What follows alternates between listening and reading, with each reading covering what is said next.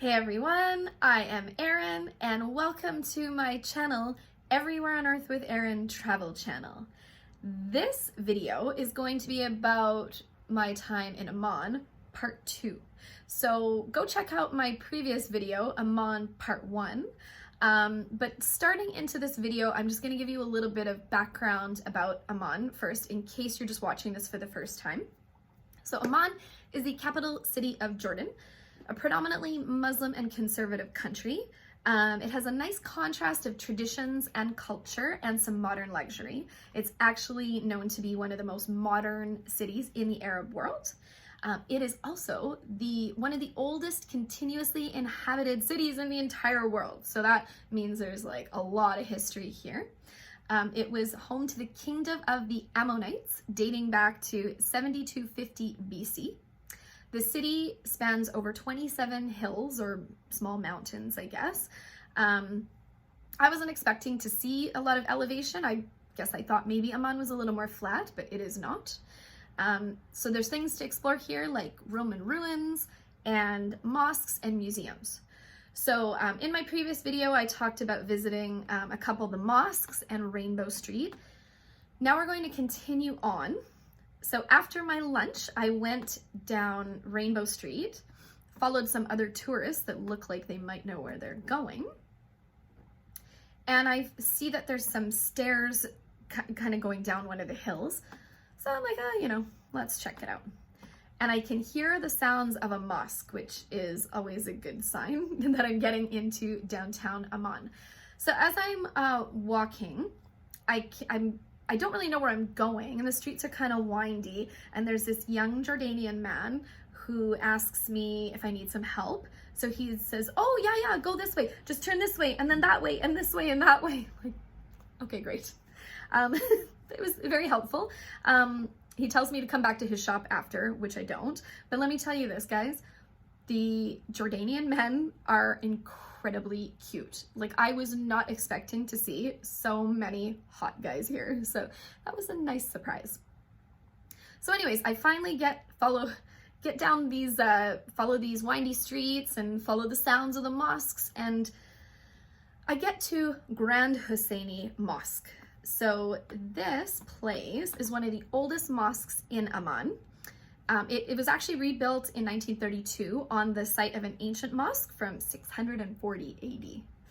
So it seems that there's like a prayer that has just let out, because there's tons of men walking around. It's a little bit of chaos. There's a bunch of like stalls and things set up selling food and shoes and all kinds of shit. And so I try to find the entrance to go inside. There's a separate women's entrance. But I can't find it, and honestly, there's just kind of too much going on, and I'm just not really in the mood for this. And normally I can handle it, but I'm just kind of getting a bit annoyed, so I just decide to just to forget about the mosque for now, take a few pictures, that's fine. Or as my tour guide from India a few years ago used to say, do a little click.com and move on. So anyways, I think, I'll just go wander around the streets and look at some of the shops, and then I'm stopped, of course, by 3 young women in abayas who want to take a picture of me. The white blonde girl from Canada, of course, right?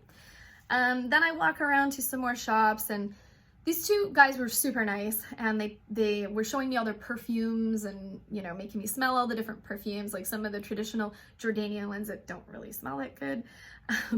But I don't really want to buy anything. But like, everybody wants me to come into their shops, and it's getting to the point where it's just too much. So I'm like, you know what? Again, I'm not in the mood for this right now. So I head back up to Rainbow Street, and I had seen the souvenir shop earlier. So I thought, I'm gonna go check it out and see what I can get. And usually what I like to do is, if I find one shop that I like and the people are nice there, I'll buy all of my stuff from that one shop. So here the guy makes sand art. And so that looks like this. And I'm gonna tell you, I watched him do it. He custom made one for me. I still don't know how the hell he does it. Like, I'm trying to watch and see, okay, well, how does he get it to get those colors like that? How does he get the writing in there? I have no clue. I don't know what kind of training you need for this or what, but all I know is it still just blew my mind. So if you're in Jordan, definitely pick up one of these for a souvenir. They're really cool. So let's fast forward to a couple days later. I end up meeting up with my tour group. I do a tour with Encounters Travel. So what I'm used to on tours is, you know, a lot of people going solo or people that really want to like mix and mingle and get to know each other. Well, this is not the tour for that. There was a lot of people that came in groups and they weren't really interested in making new friends. So luckily I met a guy named Ian, and he is from the UK. Hello, Ian, hope you're watching. And so he became my buddy for the remainder of my time in Jordan. Whether he wanted a buddy or not, I became his buddy. And yeah, so now we're part of the group and we do some exploration in Amman together. And I left this, I knew this stuff was included in the tour, so I specifically didn't visit this stuff on my own. Anyways, as it would be in Amman, it's ridiculously hot again today. We make our way up in the late afternoon to the Citadel. So the Citadel's perched up on one of the hills, and it provides a lot of really cool views of the city. It's on one of the original 7 hills. So there were 7 hills, and then as they expanded the city, now there's 27. So this is, you know, in the historic center of Amman on the original hill. So it's considered to be one of the most important sites in Jordan because it's been occupied by a lot of ancient civilizations over the years, and there's still areas here that haven't even been excavated yet. So that's kind of cool. Ian and I see these pigeons flying around in formations, and they kind of go up and around and then they fly back, and we're figuring that this is the trained homing pigeons. This is a thing in Amman. It was a sport that was brought over in the 1940s. So they train the pigeons to do all these formations, and obviously they come back because they're homing pigeons. Apparently I had heard about a pigeon market that's supposedly located in downtown Amman. I didn't really have time to find it, but I think that would have been a really neat thing to do. So if you go to Amman, try to see if you can find that if you're interested in pigeons. So as we're going along, we see this little guy. He's so cute. And he's super friendly, and he's like following Ian around, and I'm like, Ian, just put him in your backpack. Like, let's go. But he was so cute. Honestly, I saw so many kittens on this tour that I wanted to just scoop up and take home, but I'm not allowed to do that. So we have our guide with us, Khalid. He's the guide that works with Encounters Travel. A very knowledgeable guy. Very intelligent. I think he probably used to be a teacher or something, because like he knows a lot of shit.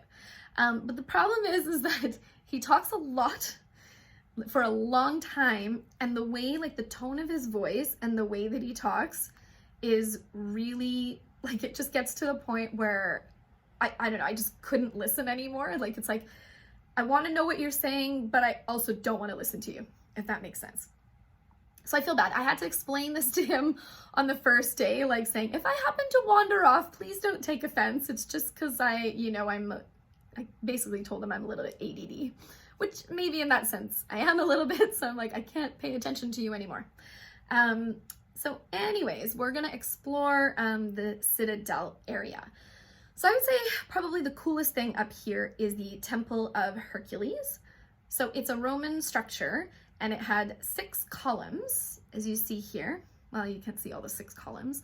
Archaeologists believe that this was never actually finished, that it was damaged somehow before it got finished.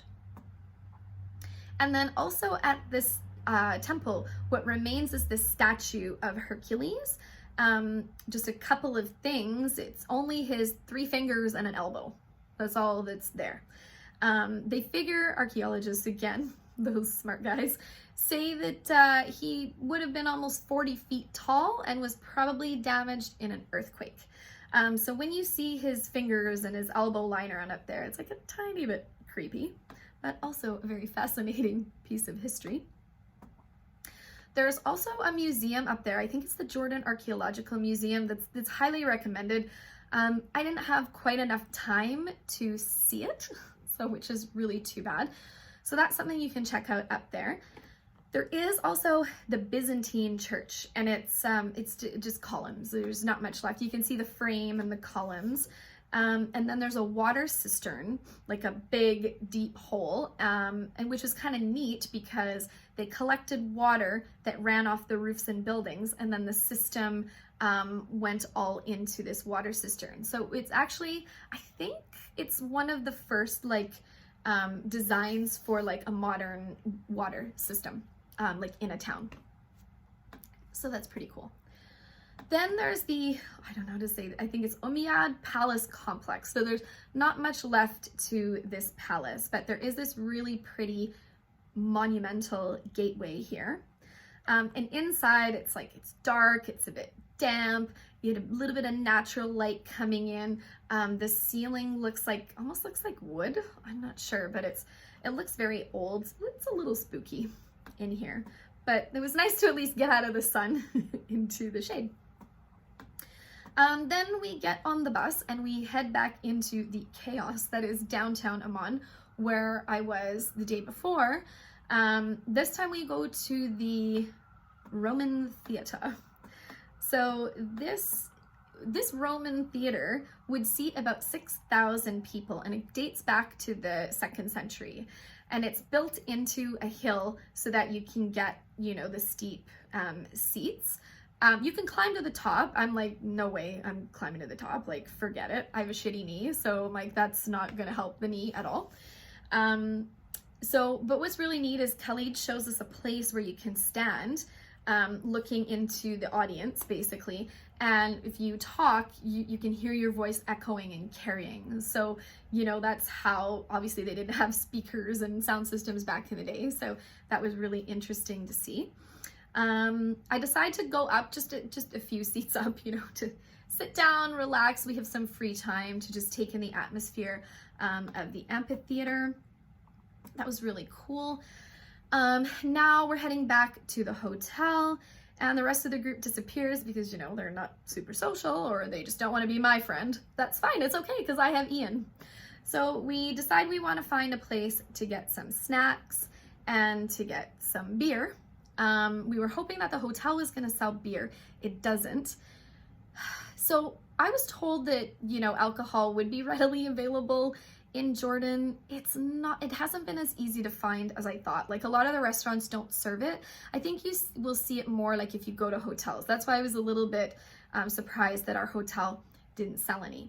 But luckily there's a place, like a liquor store and a grocery store that's maybe like a 20-minute walk from the hotel. So we walk there, grab some snacks, come back to the hotel. There's a nice little outdoor terrace area. So we enjoy a couple of the Amstel beers, which are very popular in Jordan, and, you know, have a chit chat, get to know each other, hang out. And yeah, that's how I spent my last night in Amman. And obviously there are more adventures to follow, so please subscribe to my YouTube channel and learn more about this wonderful country of Jordan. Thanks guys, see you soon.